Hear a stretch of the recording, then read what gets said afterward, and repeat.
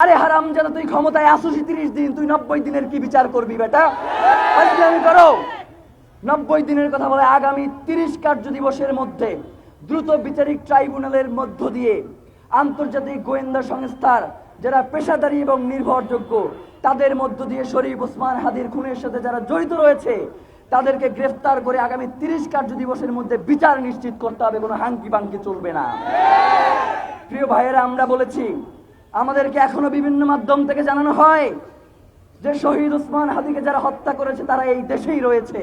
আমাদেরকে বিভিন্ন জায়গা থেকে বলা হয়, ভাইয়েরা আপনারা কঠোর আন্দোলন কইরেন না, তাহলে সরকার পইরা যাইতে পারে। আমাদের এই কঠোর আন্দোলনের কারণে যদি সরকার পইরা যায় তাহলে তো সরকার ঠিকই নাই, সে তো পইরা যাওয়াই উচিত।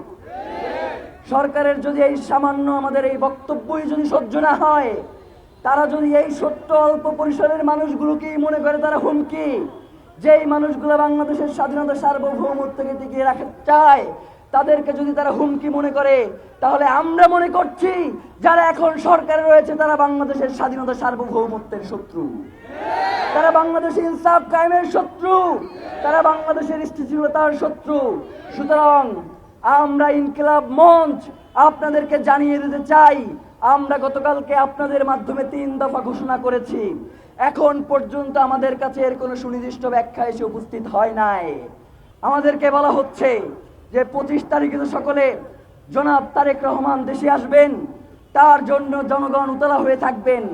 এই সময়ে এই সন্ত্রাসীদেরকে বাহিরে পাঠানোর একটা প্রক্রিয়া চলছে।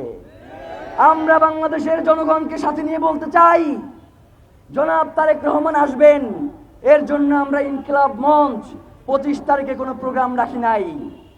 এবং আমরা মনে করছি যে জনাব তারেক রহমান দেশে ফিরে আমাদের এই আন্দোলনের সাথে তিনিও একত্রতা পোষণ করবেন। এবং জনাব তারেক রহমান যথেষ্ট বুদ্ধিসম্পন্ন, প্রজ্ঞামান এবং দেশপ্রেমিক মানুষ বলেই আমরা মনে করছি। সুতরাং তিনি বাংলাদেশের স্বাধীনতা সার্বভৌমত্ব বিনষ্ট হয়, বাংলাদেশ ইনসাফ কায়েমের যেই লড়াই সেটা বাধাগ্রস্ত হয়, দেশপ্রেমিক তারেক রহমান এই ধরনের কোনো সিদ্ধান্ত নেবেন না। তিনি অবশ্যই যাতে অতি দ্রুত ওসমান হাদির খুনিদেরকে বিচারের মুখোমুখি করা যায় এবং 30 দিনের মধ্যে সেই বিচার কাজ সম্পন্ন করা যায়, সেক্ষেত্রে তিনিও আমাদের সাথে একত্রতা পোষণ করে এই আন্দোলনে সামিল হবেন। প্রিয় ভাইয়েরা, আমরা ইনকিলাব মঞ্চ আপনাদেরকে সর্বশেষ যেই কথাটা বলতে চাই, আগামী 30 দিনের মধ্যে শহীদ ওসমান হাদিকে যারা খুন করেছে, আমরা মনে করছি তাকে যেই গুলিটা করা হয়েছে, এই খুনি চক্রের সব থেকে ছোট গুরুত্বপূর্ণ ব্যক্তি হচ্ছে যে গুলিটা করেছে। সব থেকে বড় রাঘব বোয়ালদেরকে আড়াল করবার জন্যই তাকে এখন পর্যন্ত জনসম্মুখে আনা হয় নাই। এই রাঘব বোয়াল কারা আমরা জানি, আমরা বোঝার চেষ্টা করছি। যদি এই রাঘব বোয়ালদেরকে জনতার সম্মুখে না আনা হয়, যদি এই রাঘব বোয়ালদেরকে কোনোভাবে আড়াল করবার চেষ্টা করা হয়, বাংলার জনগণ যদি তখন রাজপথে নেমে আসে, আপনাদের সেই সামর্থ্য নাই এই জনগণকে আপনারা কোনোভাবেই ঘরে ফিরিয়ে নিয়ে যাবেন। এই জনতা একবার রাস্তায় নামলে জুলাই হয়, এই জনগণ একবার রাস্তায় নামলে বাংলাদেশের স্বাধীনতা সার্বভৌমত্ব টিকে যায়।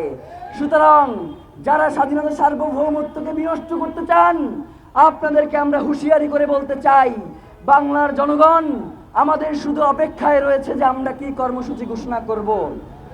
আগামী 25 তারিখের পরে আমরা বাংলাদেশের লাগাতার কর্মসূচি ঘোষণা করব এবং সারা দেশে সেই কর্মসূচি বাস্তবায়িত হবে। বাংলাদেশকে ওসমান হাদির খুনিদের গ্রেফতার করা না পারা পর্যন্ত বাংলাদেশে আমাদের এই লড়াই চলমান থাকবে। আমরা যদি মরেও যাই, আপনারা এই লড়াই চালিয়ে যেতে প্রস্তুত আছেন না? সুতরাং আমাদের প্রধান দাবি হচ্ছে শহীদ ওসমান হাদির হত্যার সাথে যারা জড়িত রয়েছে সকল কুশীলবদেরকে দ্রুত আইনের আওতায় নিয়ে আসা, সিভিল মিলিটারি ইন্টেলিজেন্সের মধ্যে ঘাপটি মেরে বসে থাকা আওয়ামী সন্ত্রাসীদেরকে দ্রুত চিহ্নিত বিচারের মুখোমুখি করা। প্রিয় ভাইয়েরা, বাংলাদেশ খুব কঠিন পরিস্থিতির মধ্য দিয়ে যাচ্ছে। বাংলাদেশ খুব কঠিন পরিস্থিতির মধ্য দিয়ে যাচ্ছে। আমরা সবাই মিলে যদি এই কঠিন পরিস্থিতি মোকাবেলা করতে না পারি, তাহলে যেই জুলাই আমাদেরকে আশার আলো দেখিয়েছিল সেই আশার আলো নিভেও যেতে পারে। আমরা কি সেটা হতে দিব? আমাদের 1400 ভাই এবং বোনের রক্ত এই রাজপথে লেগে আছে।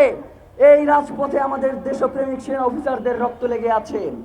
এই রাজপথে শাপলার শহীদদের রক্ত লেগে আছে। এই রাজপথে শহীদ ওসমান হাদির রক্ত লেগে আছে। এই রক্তের সাথে বাংলার জনগণ বেইনসাফি করতে পারে না, আমরা বিশ্বাস করি না।